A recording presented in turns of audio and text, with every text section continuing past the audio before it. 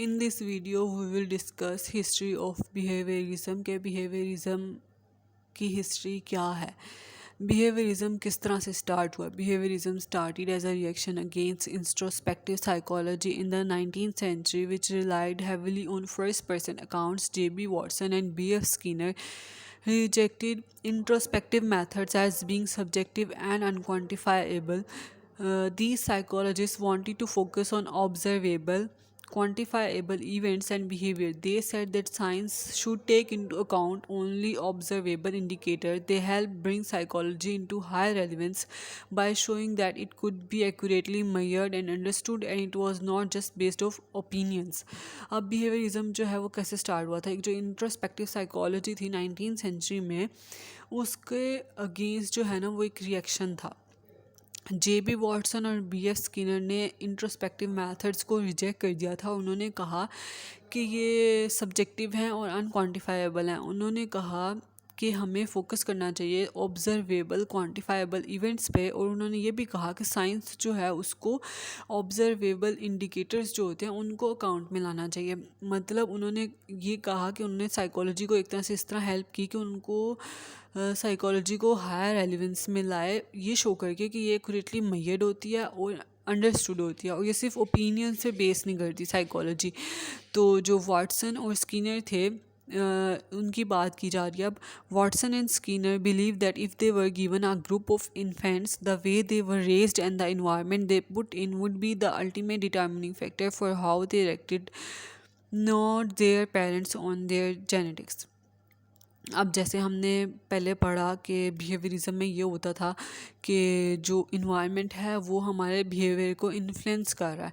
तो वाटसन और स्किनर का ये बिलीव था कि अगर उनको एक ग्रुप ऑफ इन्फेंट्स दिया जाता तो जिस तरह से वो रेज़ करवाए जाते या वो जिस इन्वायरमेंट में ग्रो होते, जिस इन्वायरमेंट में उनको रखा जाता, वो ये दो चीज़ें थी जो अल्टीमेट फैक्टर थे जो डिटर्मिन करते थे ह्यूमन बिहेवियर, और ना कि उनके पेरेंट्स, ना ही उनकी कोई जेनेटिक्स इसमें इन्वॉल्व थी.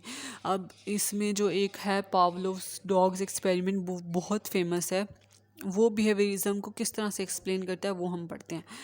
Pavlov's dogs is a popular behaviorism experiment. A group of dogs would hear a bell ring and then they would be given food. After enough time, when the bell would ring, the dogs would salivate, expecting the food before they even saw it. This is exactly what behaviorism argues, that the things we experience and our environment are the drivers of how we act.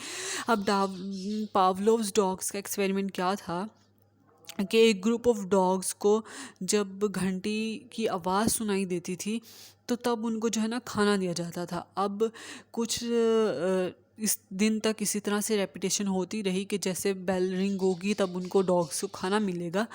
तो एक time बाद dogs ने ये learn कर लिया कि जैसे ही bell ring हुई है तो अब हमें खाना मिलेगा, तो वो खाना देखे बगैर ही पहले से ही सेलिब्रेट करना स्टार्ट कर देते थे. अब यही बिहेवियरिज्म है, जो यही एग्जैक्टली थ्योरी ऑफ बिहेवियरिज्म है कि वो कहती है कि जो चीज़ें हम एक्सपीरियंस करते हैं और जो हमारा इन्वायरमेंट है वो ड्राइवर्स हैं कि हम किस तरह से एक्ट करेंगे. जैसे डॉग्स, उनका जो इन्वायरमेंट था और जो उनका एक्सपीरियंस था, जो चीज़ें उन्होंने एक्सपीरियंस की कि जैसे ही बेल रिंग होगी हमें खाना मिलेगा, तो ये दो चीज़ें थी जो कि डिटर्मिन करेंगी हमारा बिहेवियर कि हम किस तरह से एक्ट करेंगे. अब एक और इसमें एक चीज़ है stimulus response sequence. The stimulus response sequence is a key element of understanding behaviourism. A stimulus is given, for example, a bell rings and the response is what happened next. A dog salivate or a pellet of food is given. Behavioral learning theory argues that even complex actions can be broken down into stimulus response. अब stimulus response sequence क्या है? वो एक ऐसा मतलब element है जो हमें बिहेवियरिज्म को अंडरस्टैंड करने में हेल्प करता है. अब इसी स्टिमुलस रिस्पॉन्स सीक्वेंस को हम पावलोव डॉग्स एक्सपेरिमेंट पे अप्लाई करते हैं कि जो डॉग्स थे उनको स्टिमुलस ये मिलता था कि वो बेल रिंग होती थी तो आगे से उनका रिस्पॉन्स क्या आता था कि वो सेलिब्रेट करना स्टार्ट कर देते थे, क्योंकि दे वर एक्सपेक्टिंग फूड. उनको पता होता था जैसे ही बेल रिंग हुई है तो हमें फूड मिलेगी.